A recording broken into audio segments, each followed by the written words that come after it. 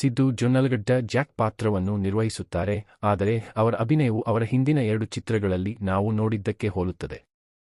ಇದು ಅಗತ್ಯವಾಗಿ ಒಂದು ನ್ಯೂನತೆಯಲ್ಲ, ಆದರೆ ಅವರು ಚಿತ್ರದಲ್ಲಿ ಯಾವುದೇ ಸಕಾರಾತ್ಮಕ ಪರಿಣಾಮವನ್ನು ಬಿಡುವುದಿಲ್ಲ. ಅವರ ಶೈಲಿಯು ಯೋಗ್ಯವಾಗಿ ಕಾಣುತ್ತದೆ ಮತ್ತು ಅವರು ನಿರೀಕ್ಷಿಸಿದಂತೆ ತಮ್ಮ ಹಾಸ್ಯಮಯ ಅಥವಾ ಹೈಪರಾಕ್ಟಿವ್ ದೃಶ್ಯಗಳನ್ನು ನೀಡುತ್ತಾರೆ. ಆದಾಗ್ಯೂ, ಭಾವನಾತ್ಮಕ ಆಳದ ವಿಷಯಕ್ಕೆ ಬಂದಾಗ ಅವರು ಇನ್ನೂ ವಿಫಲರಾಗುತ್ತಾರೆ. ಉದಾಹರಣೆಗೆ, ಪ್ರಕಾಶ್ ರಾಜ್ ಜಾಕ್ ಅವರ ತಾಯಿಯನ್ನು ಅವರ ಭಾವನೆಗಳನ್ನು ನೋಯಿಸಲು ಉಲ್ಲೇಖಿಸುವ ದೃಶ್ಯವನ್ನು ತೆಗೆದುಕೊಳ್ಳಿ. ಸಿದ್ದು ಅವರ ಅಭಿನಯವು ಆ ಕ್ಷಣದಲ್ಲಿ ಭಾವನಾತ್ಮಕ ಪ್ರಭಾವವನ್ನು ಹೊಂದಿಲ್ಲ. ಒಟ್ಟಾರೆಯಾಗಿ ಅವರು ಶಾಶ್ವತವಾದ ಸಕಾರಾತ್ಮಕ ಪ್ರಭಾವವನ್ನು ಬಿಡುವುದಿಲ್ಲ, ಹೆಚ್ಚಾಗಿ ಆಕರ್ಷಕವಲ್ಲದ ಸ್ಕ್ರಿಪ್ಟ್ ಕಾರಣದಿಂದಾಗಿ. ವೈಷ್ಣವಿ ಚೈತನ್ಯ ಅವರು ಸಿದ್ದು ಅವರ ಎದುರು ನಟಿಸುತ್ತಾರೆ ಮತ್ತು ಚಿತ್ರದುದ್ದಕ್ಕೂ ಮುಖ್ಯ ಮಹಿಳಾ ನಾಯಕಿಯಾಗಿ ಗಮನಾರ್ಹ ರನ್ಟೈಮ್ ಹೊಂದಿದ್ದಾರೆ. ಆದಾಗ್ಯೂ, ಪ್ರಾಮಾಣಿಕವಾಗಿ ಹೇಳಬೇಕೆಂದರೆ, ನಾಯಕ ಜೋಡಿಯು ಪಾತ್ರವರ್ಗದ ತಪ್ಪು ಹೆಜ್ಜೆಯಂತೆ ತೋರುತ್ತದೆ. ದೈಹಿಕವಾಗಿ ಅವರು ಸಿದ್ದು ಅವರ ಪಕ್ಕದಲ್ಲಿ ತುಂಬಾ ಚಿಕ್ಕದಾಗಿ ಕಾಣಿಸಿಕೊಳ್ಳುತ್ತಾರೆ, ವಿಶೇಷವಾಗಿ ಅವರು ಒಂದೇ ದೃಶ್ಯದಲ್ಲಿ ಅಥವಾ ನಿಕಟ ದೃಶ್ಯದಲ್ಲಿ ಪರದೆಯನ್ನು ಹಂಚಿಕೊಂಡಾಗ. ಅಷ್ಟೇ ಅಲ್ಲ, ಸಿದ್ದು ಮತ್ತು ವೈಷ್ಣವಿ ಇಬ್ಬರೂ ಆಪಾದನೆಯನ್ನು ಹಂಚಿಕೊಳ್ಳಬೇಕು. ಒಟ್ಟಿಗೆ ಅವರು ತೆರೆಯ ಮೇಲಿನ ವಿಚಿತ್ರ ರಸಾಯನಶಾಸ್ತ್ರವನ್ನು ನೀಡುತ್ತಾರೆ. ಅದರ ಹೊರತಾಗಿ, ವೈಷ್ಣವಿ ಅವರ ಅನುಭವದ ಮಟ್ಟವನ್ನು ಗಮನದಲ್ಲಿಟ್ಟುಕೊಂಡು ನಿರೀಕ್ಷಿಸಿದಂತೆ ತಮ್ಮ ಪಾತ್ರವನ್ನು ನಿರ್ವಹಿಸುತ್ತಾರೆ. ಜಾಕ್ ಚಿತ್ರವನ್ನು ಬೊಮ್ಮರಿಲು ಭಾಸ್ಕರ್ ಎಂದೇ ಜನಪ್ರಿಯರಾಗಿರುವ ಭಾಸ್ಕರ್ ನಿರ್ದೇಶಿಸಿದ್ದಾರೆ. ಈ ಬಾರಿ ಅವರು ಸಿದ್ದು ಜೊನ್ನಲಗಡ್ಡ ಅವರಂತಹ ಯುವ ಮತ್ತು ಶಕ್ತಿಯುತ ನಾಯಕನನ್ನು ನಿರ್ದೇಶಿಸುತ್ತಾರೆ.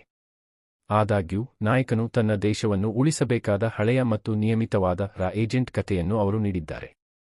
ಕತೆಗೆ ಹೊಸ ಪ್ರಸ್ತುತಿ, ನಯವಾದ ದೃಶ್ಯಗಳು ಮತ್ತು ಹೊಸ ಯುಗದ ಬರವಣಿಗೆಯ ಅಗತ್ಯವಿತ್ತು, ಆದರೆ ಭಾಸ್ಕರ್ ಎಲ್ಲಾ ವಿಷಯಗಳಲ್ಲಿಯೂ ವಿಫಲರಾಗಿದ್ದಾರೆ. ಮೊದಲಾರ್ಧ ಅಥವಾ ದ್ವಿತೀಯಾರ್ಧದಲ್ಲಿ ಯಾವುದೇ ಹಂತದಲ್ಲಿ ಚಿತ್ರವು ಯಾವುದೇ ಭರವಸೆಯ ಅರ್ಥವನ್ನು ನೀಡುವುದಿಲ್ಲ. ನಿರ್ದೇಶಕರು ಏಜೆಂಟ್ ಕಾರ್ಯಾಚರಣೆಯನ್ನು ಗಂಭೀರವಾಗಿ ಪ್ರಸ್ತುತಪಡಿಸಿದರು, ವಿಶೇಷವಾಗಿ ಭಯೋತ್ಪಾದಕ ಕಾರ್ಯಾಚರಣೆಯ ಗಂಭೀರತೆಯನ್ನು ಪರಿಗಣಿಸಿದರೆ ಅಗತ್ಯವಾದ ಗಂಭೀರತೆ ಅಥವಾ ಸೂಕ್ಷ್ಮತೆಯ ಕೊರತೆಯಿದೆ. ಬದಲಾಗಿ, ಅದು ಒಂದೋ ಆಕರ್ಷಕವಾಗಿಲ್ಲ ಅಥವಾ ಕೆಲವೊಮ್ಮೆ ಸಂಪೂರ್ಣವಾಗಿ ಮೂರ್ಖತನದಂತೆ ಭಾಸವಾಗುತ್ತದೆ. ಇನ್ನೂ ಕೆಟ್ಟದಾಗಿ ಹೇಳುವುದಾದರೆ, ಭಾಸ್ಕರ್ನಂತಹ ನಿರ್ದೇಶಕರು ಅರ್ಧ ಯೋಗ್ಯವಾದ ಪ್ರೇಮಗೀತೆಯನ್ನು ರಚಿಸಲು ಸಹ ವಿಫಲರಾಗುತ್ತಾರೆ. ಪ್ರಮುಖ ಜೋಡಿಯ ನಡುವಿನ ರಸಾಯನಶಾಸ್ತ್ರವು ವಿಚಿತ್ರವಾಗಿದೆ, ಮತ್ತು ಅವರು ಪರದೆಯ ಮೇಲೆ ಎಷ್ಟು ಕಳಪೆಯಾಗಿ ಸಂಪರ್ಕ ಹೊಂದಿದ್ದಾರೆಂದು ನಿರ್ದೇಶಕರಿಗೆ ತಿಳಿದಿರುವುದಿಲ್ಲ. ಮೊದಲಾರ್ಧವು ಇಲ್ಲಿ ಮತ್ತು ಅಲ್ಲಿ ಕೆಲವು ಆಕರ್ಷಕ ಕ್ಷಣಗಳನ್ನು ಹೊಂದಿದ್ದರೂ, ದ್ವಿತೀಯಾರ್ಧ, ವಿಶೇಷವಾಗಿ ನೇಪಾಳದಲ್ಲಿನ ಕಾರ್ಯಾಚರಣೆಯು ಆರಂಭದಿಂದಲೂ ಸತ್ತಂತೆ ಭಾಸವಾಗುತ್ತದೆ. ಚಿತ್ರದ ಕೊನೆಯ ಶಾಟ್ ತನಕ ಅದು ಎಂದಿಗೂ ಚುರುಕಾಗುವುದಿಲ್ಲ ಅಥವಾ ಆಕರ್ಷಕವಾಗುವುದಿಲ್ಲ. ನಾಯಕಿಯೊಂದಿಗೆ ಲೈಂಗಿಕತೆಯ ಬಗ್ಗೆ ದೀರ್ಘ ಸಂಭಾಷಣೆಯನ್ನು ಸೇರಿಸಿದ್ದಕ್ಕಾಗಿ ನಿರ್ದೇಶಕರ ಮೇಲೆ ಅಥವಾ ನಾಯಕ ಸಿದ್ದು ಅವರ ಮೇಲೆ ಆರೋಪ ಹೊರಿಸಬೇಕೋ ನಮಗೆ ತಿಳಿದಿಲ್ಲ, ಅದು ಸಂಪೂರ್ಣವಾಗಿ ಅನಗತ್ಯ ಮತ್ತು ಬಲವಂತವಾಗಿ ತೋರುತ್ತದೆ. ಚಿತ್ರದಲ್ಲಿ ನಿಜವಾದ ವಿಷಯವಿಲ್ಲದಿದ್ದರೆ, ಎಷ್ಟೇ ದಿಟ್ಟ ಭಾಷೆ ಅಥವಾ ಯುವಕರ ಗಮನವನ್ನು ಸೆಳೆಯುವ ಪ್ರಯತ್ನಗಳು ಎಂದಿಗೂ ಕೆಲಸ ಮಾಡುವುದಿಲ್ಲ ಎಂದು ನಿರ್ದೇಶಕ ಮತ್ತು ನಾಯಕ ಅರಿತುಕೊಳ್ಳಬೇಕು. ಇದು ಅದಕ್ಕೆ ಮತ್ತೊಂದು ಉದಾಹರಣೆಯಾಗಿದೆ. ಒಟ್ಟಾರೆಯಾಗಿ, ಜಾಕ್ ಚಿತ್ರವು ಸ್ಕ್ರಿಪ್ಟ್ ಹಂತದಲ್ಲೇ ಕೈಬಿಡಬೇಕಾಗಿತ್ತು.